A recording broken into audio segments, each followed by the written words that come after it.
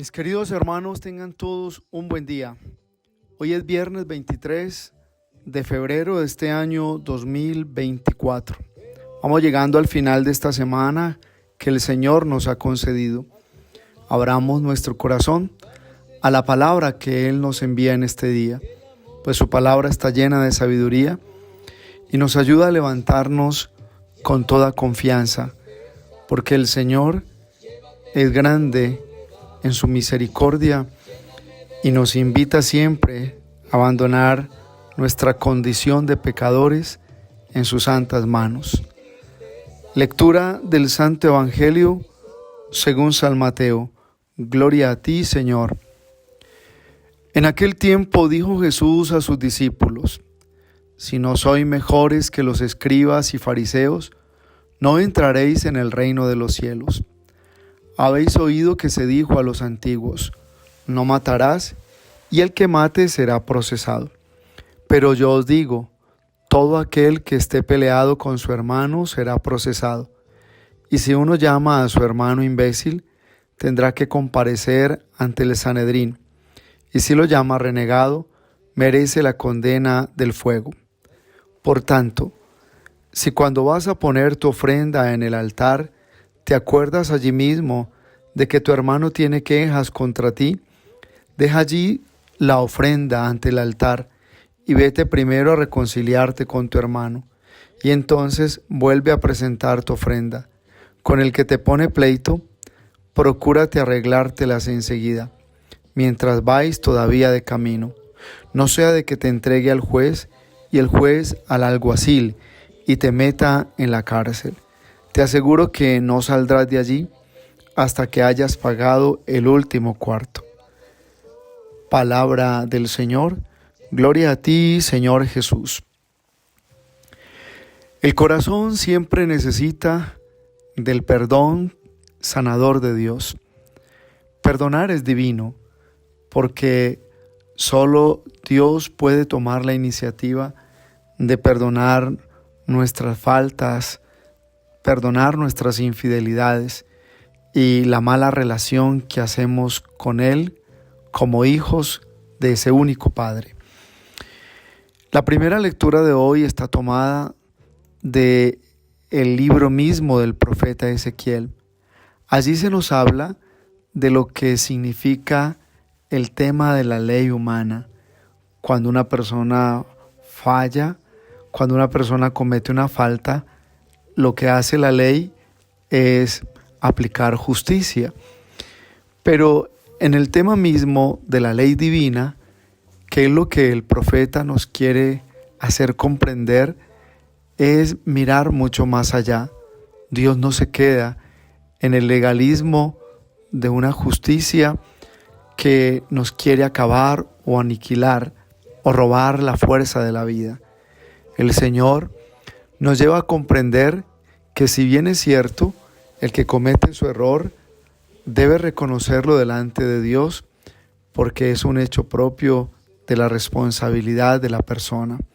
Reconocer el error hace parte de la madurez de la vida. Y por eso, en esa primera lectura, se nos está hablando de cómo Dios, cuando ve la sinceridad del corazón, Él da la oportunidad, así se hayan cometido muchos errores en la vida. ¿Quién soy yo para retenerle un sentimiento negativo a alguien que me dañó o me hirió?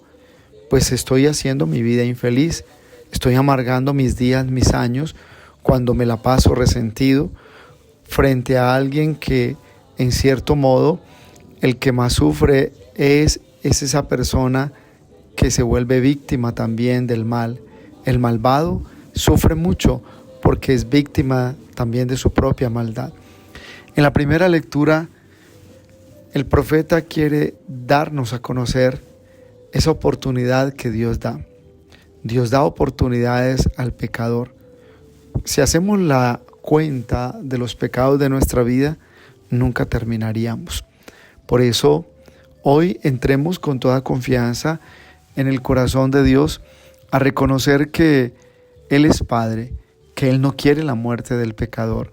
Por más de que una persona haya cometido pecados que merezcan incluso la pena de muerte, Dios en el fondo nos está diciendo que esa persona hace parte también de su plan creador, de su obra de amor. Yo creo que en el llamado profundo de la primera lectura hay una experiencia misma de la misericordia de Dios que no podemos olvidar, sobre todo porque Dios no tiene en cuenta nuestro pecado cuando regresamos de una manera sincera a sus brazos. Su misericordia siempre saldrá al paso de nuestras batallas y nuestras luchas. Lo primero que tenemos que hacer ante la historia que cada uno sabe que trae, lo primero que debemos hacer es reconocernos ante Dios culpables. Soy responsable de que muchas cosas no fluyan, de que muchas situaciones se hayan deteriorado en el tema del amor de la familia, de la misma experiencia del matrimonio, cuando ya se ha perdido el encanto de una vida matrimonial por la infidelidad, por el tema mismo de la mentira, por ese egocentrismo de quien quiere darle rienda suelta a sus lujurias, a sus desórdenes y hacer sufrir una familia, un hogar que necesita precisamente la gracia de Dios.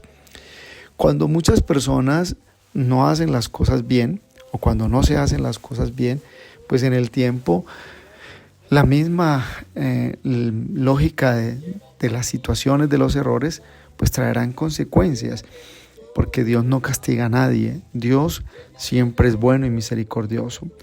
El pecado produce muerte, por eso si una persona se siente en las ruinas o se siente en un estancamiento, piense primero, no es Dios quien me mandó esto, es el Señor quien de manera concreta me da la oportunidad de pensar que mi propio pecado es el que me está llevando a un estado de desgaste, de deterioro de mi propia vida.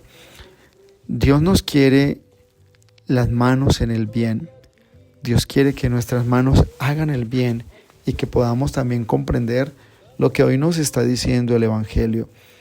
La oración tiene fuerza a los ojos de Dios porque la mueve el Espíritu Santo, pero tiene mucha autoridad y sometimiento a la oración cuando es desde un corazón que está sano, libre, un corazón que ha aprendido a pasar la página entre el hecho mismo de los capítulos dolorosos y las situaciones traumáticas de la propia vida.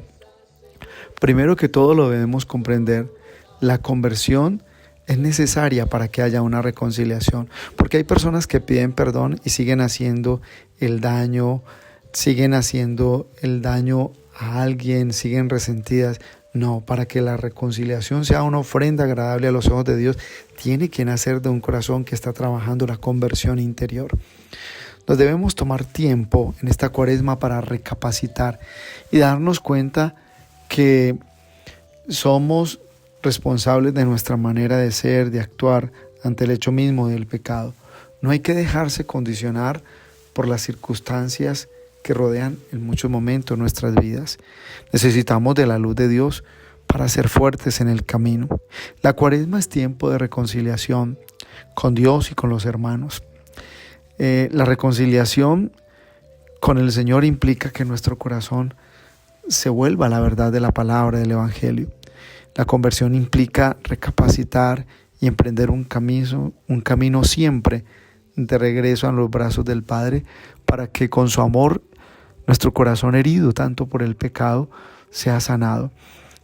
Estamos en un momento de la historia donde se terminan relaciones, se acaban matrimonios por el tema de la inmadurez, por el tema mismo de quien no tiene un corazón convertido para vivir el matrimonio en el plan de Dios, porque hay una búsqueda egoísta, el hombre con sus fantasías y lo demás. Eso es inmadurez y por eso quedan matrimonios muy heridos, corazones rotos, donde en muchos momentos se tiene que forzar o se forza una reconciliación por la necesidad de los hijos, pero en el fondo quedan capítulos muy marcados por ese desamor, por haber usado la persona, por haberla dañado. Por eso yo creo que es claro lo que tenemos que entender hoy. Hay que dar muerte al pecado. Si el pecado en esta cuaresma no se vence, seguiremos siendo aquellos instrumentos del desamor, porque el pecado está diciendo que cuando le das tanto poder a esa obra del maligno en tu vida es porque no estás lleno del amor de Dios. Pidamos al Señor nuestra propia conversión y un corazón que participe del amor de Dios. Pidámosle al Señor esa conversión, digámosle a Él: Señor, dame participar de tu amor para que yo siempre le desee la conversión al pecador, al que me hizo tanto daño, porque desde allí estará precisamente el fruto de la sanación interior, de ese corazón herido, de ese corazón marcado. Debe salir un fruto realmente de la sanación, y es desearle el bien a la otra persona que te hizo daño, orar por ella. Jesús hoy nos invita en el Evangelio a la perfección radical en la renovación del corazón, evitar las divisiones y las discusiones, aunque hay veces no lo logremos, pero que ese siempre sea nuestro deseo. No te quedes en tus privilegios creando odios, divisiones donde vas, porque al fin y al cabo serás víctima de los sufrimientos, de los actos negativos que has hecho en tu vida.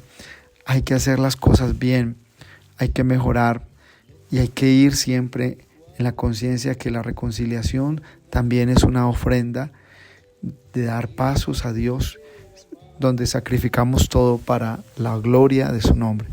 Y la bendición de Dios Todopoderoso, Padre, Hijo, Espíritu Santo, descienda sobre ustedes y los acompañe siempre. Un abrazo en Cristo Jesús y bendecido viernes para todos.